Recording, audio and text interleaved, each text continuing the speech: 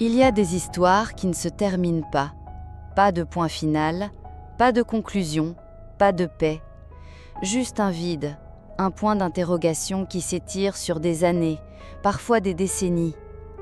En France, des visages nous sont devenus familiers, non pas pour ce qu'ils ont accompli, mais pour le silence assourdissant qui a suivi leur départ. Ce sont des fantômes dans la mémoire collective, des énigmes non résolues qui rongent leur famille et hantent encore tout un pays. Aujourd'hui, nous n'allons pas seulement raconter des faits divers. Nous allons explorer les abysses de 5 disparitions françaises qui défient encore aujourd'hui les enquêteurs, la logique et le temps qui passe. Des affaires où chaque indice semble mener à une nouvelle impasse. Avant de plonger dans ces mystères, si vous êtes passionné par les enquêtes complexes et les récits qui marquent les esprits, je vous invite à vous abonner à la chaîne et à activer la cloche des notifications. C'est le meilleur moyen de soutenir notre travail et de ne manquer aucune de nos futures explorations dans les zones d'ombre de notre histoire.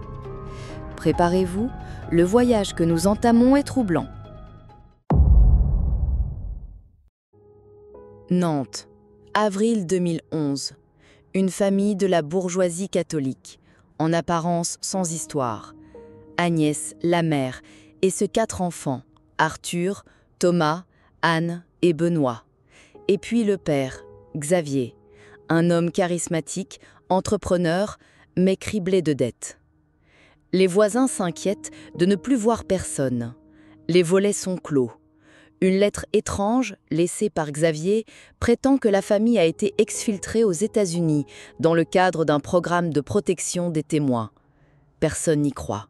Le 21 avril, l'horreur est révélée. Sous la terrasse du jardin, les enquêteurs découvrent les corps d'Agnès et des 4 enfants.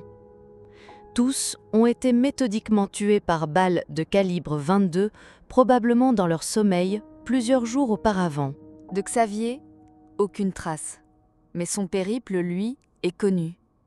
On le suit grâce à ses retraits d'argent et ses nuits d'hôtel. Il traverse la France vers le sud, laissant derrière lui une image glaçante, celle d'un homme calme, seul, qui semble suivre un plan.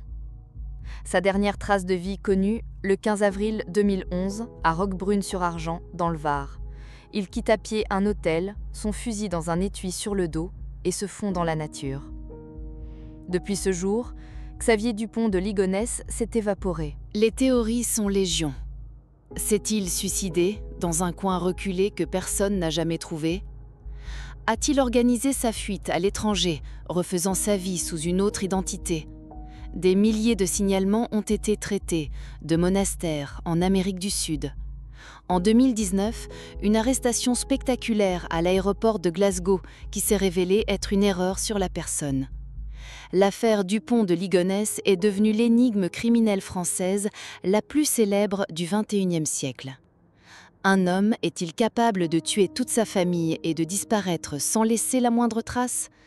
Pour la justice, le spectre de Xavier Dupont de Ligonnès plane toujours. Nous sommes dans la nuit du 15 au 16 décembre 2020, à Cagnac-les-Mines, un petit village du Tarn. Delphine Jubilard, une infirmière de 33 ans et mère de 2 jeunes enfants, disparaît. Son mari, Cédric, signale sa disparition au petit matin.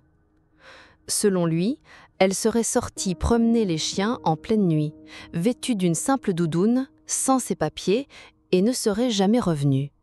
Très vite, cette version intrigue les enquêteurs.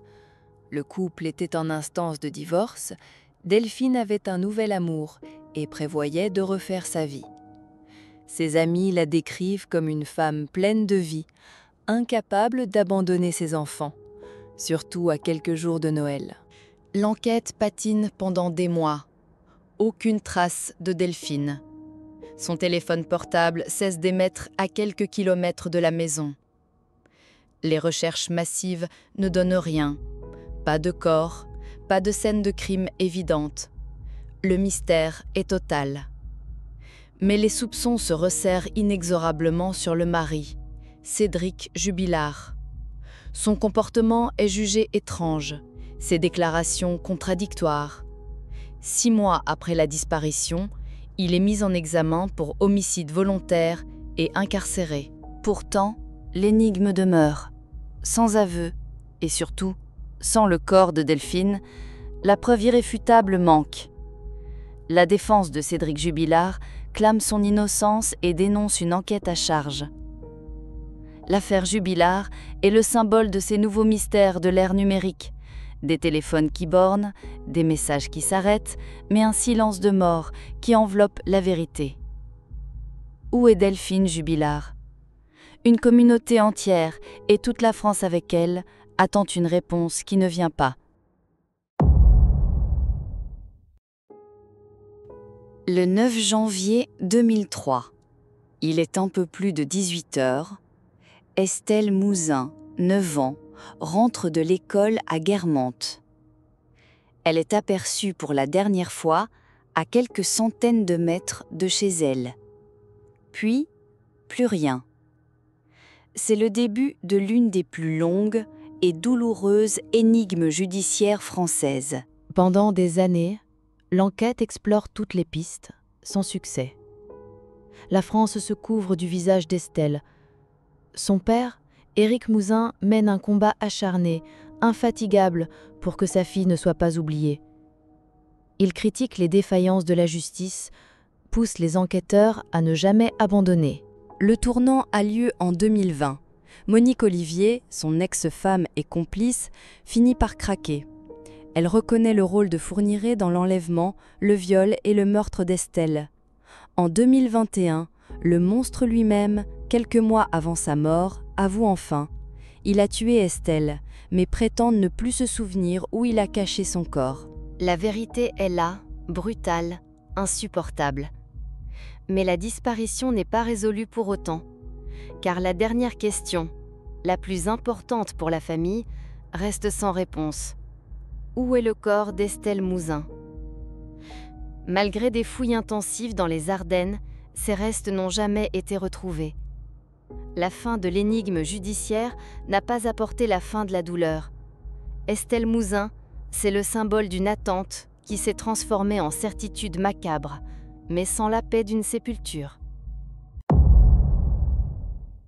Retournons à un passé très récent. Samedi 23 septembre 2023. Lina, 15 ans, quitte son domicile à Plaine, en Alsace. Elle doit marcher 3 km pour rejoindre la gare de Saint-Blaise-la-Roche et prendre un train pour Strasbourg afin de retrouver son petit ami. Un trajet banal qu'elle connaît par cœur. À 11h15, elle envoie une vidéo à son copain. Elle marche sur le bord de la route, l'air joyeux. À 11h20, 2 témoins la voient marcher le long de la départementale. Et à 11h23, son téléphone cesse d'émettre. En l'espace de 3 minutes, sur un tronçon de route de 900 mètres, Lina s'est volatilisée. Elle n'est jamais arrivée à la gare. Son petit ami, inquiet, donne l'alerte. D'immenses opérations de recherche sont lancées. Des centaines de volontaires, des gendarmes, des hélicoptères, des plongeurs. Rien. Pas un indice. Pas son sac à main, pas son téléphone, pas un vêtement. Le vide absolu. L'enquête s'oriente rapidement vers une piste criminelle. Un enlèvement. Qui aurait pu cibler Lina ? Une mauvaise rencontre ? Un acte prémédité ? Les enquêteurs analysent des milliers de données téléphoniques, vérifient les alibis de toutes les personnes suspectes de la région. Une voiture suspecte est mentionnée, mais la piste ne donne rien de concret. L'affaire Lina nous rappelle de manière terrifiante à quel point la vie peut basculer en un instant. Dans un monde hyper connecté, une adolescente a pu disparaître, en plein jour, sur une route fréquentée, sans que personne ne voie rien. Le mystère reste entier et la question lancinante demeure. Que s'est-il passé pendant ces 3 minutes fatidiques ?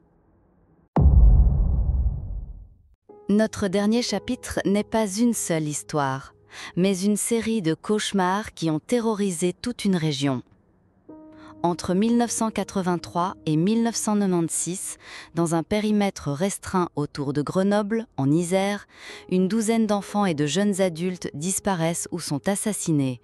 C'est ce que l'on a appelé les disparus de l'Isère. Les noms sont gravés dans la mémoire locale. Ludovic, Grégory, Charazède. Des enfants qui jouaient près de chez eux, qui rentraient de l'école et qui n'ont jamais été revus, ou dont les corps ont été retrouvés des semaines plus tard. La psychose s'installe. Les parents n'osent plus laisser leurs enfants jouer dehors. L'enquête, à l'époque, est un fiasco. Les services de gendarmerie et de police ne communiquent pas. Les pistes sont mal exploitées. On parle de raté de la justice. La question qui hante encore tout le monde est: était-ce l'œuvre d'un seul et même prédateur, un tueur en série qui a sévi pendant plus de 10 ans, ou une terrible coïncidence de plusieurs crimes isolés? Certains dossiers ont été résolus des décennies plus tard grâce au progrès de l'ADN, mais la plupart restent des énigmes. Les disparus de l'Isère symbolisent une époque, une peur collective et les limites de la justice face à une série de crimes qui semblaient liés par une main invisible et malveillante. Ce triangle de la peur a laissé des cicatrices profondes qui ne sont toujours pas refermées aujourd'hui. Dupont de Ligonnès, Jubilard, Mouzin, Lina, les enfants de l'Isère. 5 histoires, 5 gouffres d'incertitude. Le point commun entre toutes ces affaires, au-delà du drame, c'est ce vide insupportable laissé aux familles. L'absence de corps, l'absence de réponse, c'est une torture psychologique qui empêche tout deuil. Ces histoires nous fascinent et nous terrifient parce qu'elles nous rappellent notre propre vulnérabilité et les failles de notre société. Elles nous forcent à regarder en face le fait que parfois, il n'y a pas de réponse, juste un silence. Mais derrière chaque nom, il y a une vie volée, une famille brisée et une quête de vérité qui continue. Quelle est l'affaire qui vous a le plus marqué ou intrigué? Avez-vous une théorie, une pensée à partager sur l'un de ces cas? Je vous invite à en débattre respectueusement dans les commentaires ci-dessous. Votre avis est important.